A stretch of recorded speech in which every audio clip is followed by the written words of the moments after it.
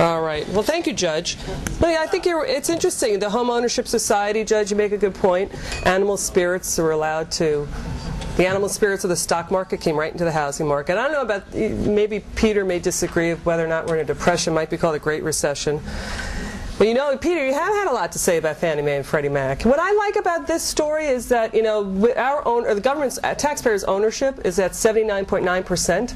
Right? And Fannie and Freddie, to keep them off of the government's books. Because at 80% they had to be brought on the government's books. But anyway, that's my 2 cents before I introduce Peter Wallison. He holds the Arthur F. Burns Chair in Financial Policy Studies. He's co-director of the American Enterprise Institute's program on financial markets deregulation. And prior to joining the American Enterprise Institute, Peter practiced banking, corporate, and financial law at Gibson, Dunn, and Crutcher in Washington, D.C. and in New York.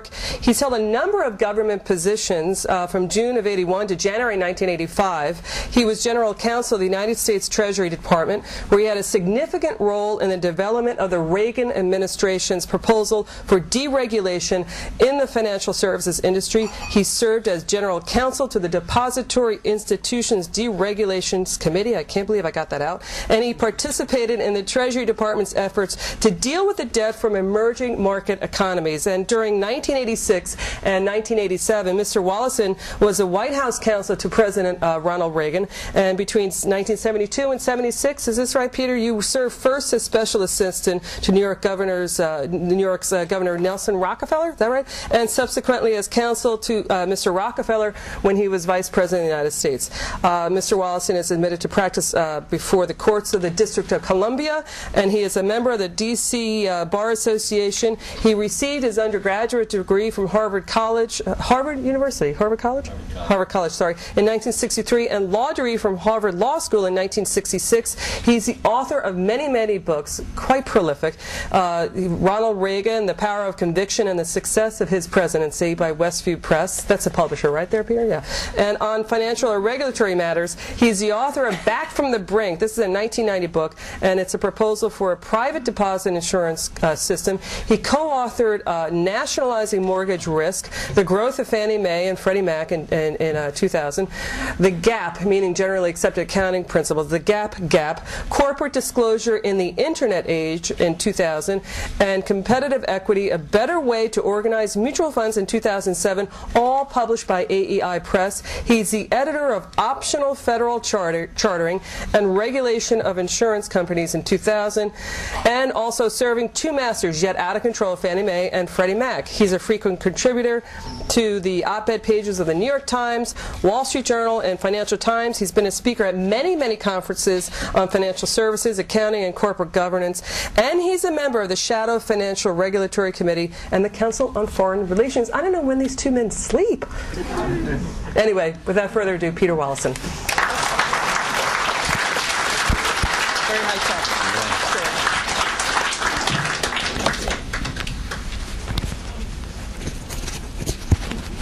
I don't know what's better, being criticized by Judge Posner or being introduced by Liz.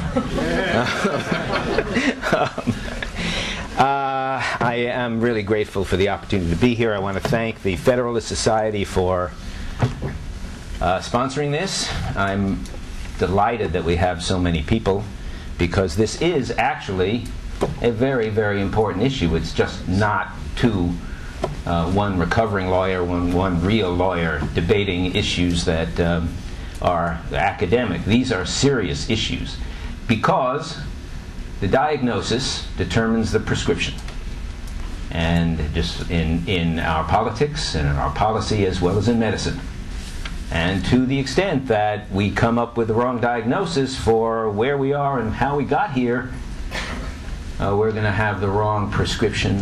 Things will be done to our economy, which none of us, I think, will like once they happen. So I'm going to be presenting a view that is not far off from what Judge Posner said, but I think I will present it at least with a somewhat more detail. I hope you can sit through it. The current crisis is not, to my mind, not a crisis of capitalism. In fact, it's the opposite. It's a demonstration that well-intentioned government intervention in the private economy can have devastating consequences. An essential element of the crisis of capitalism argument is that a capitalist system is inherently unstable and needs extensive government controls in order to keep it operating without debilitating collapses. Judge Posner's argument is of a piece with this outlook. He sees the current crisis as an example of what happens when capitalism is not adequately controlled. The key question is this. It seems to me we have an enormous housing bubble. It's now deflating. But we have had housing and other asset bubbles many, many times in the past.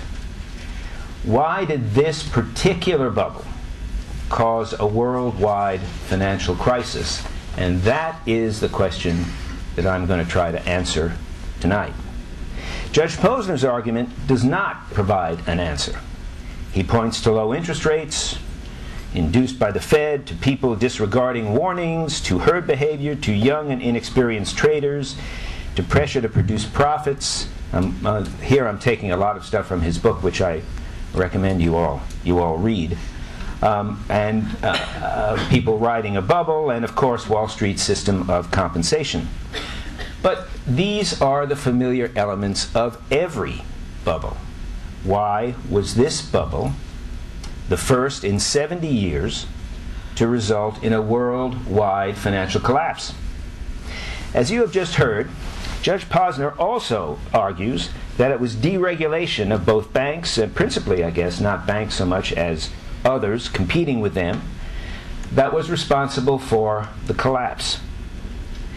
Without adequate regulation, he argues, the banks, under competitive pressures from near banks, institutions that were competing with them, I guess in the lending area, took too many risks and were driven to insolvency.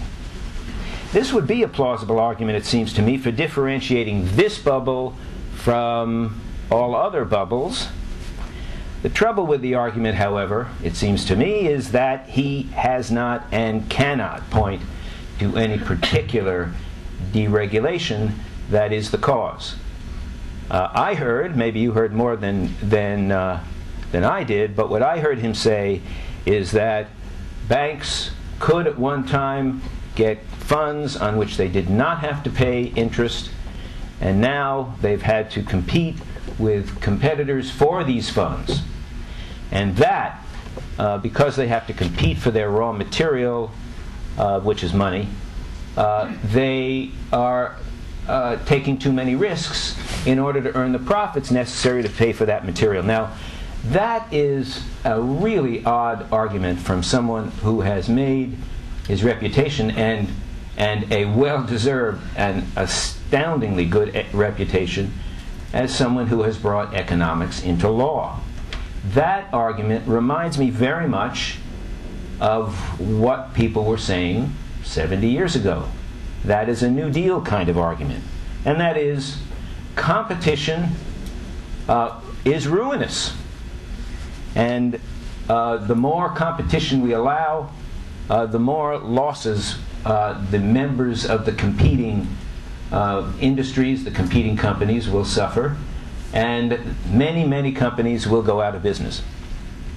So the effort within the New Deal, and subsequently, not much subsequently, fortunately, but subsequently, was to control competition in various ways. Well, we know better now, I think, that what competition does is reduce costs, it increases efficiencies and innovation. It is only ruinous to bad managements and bad business models.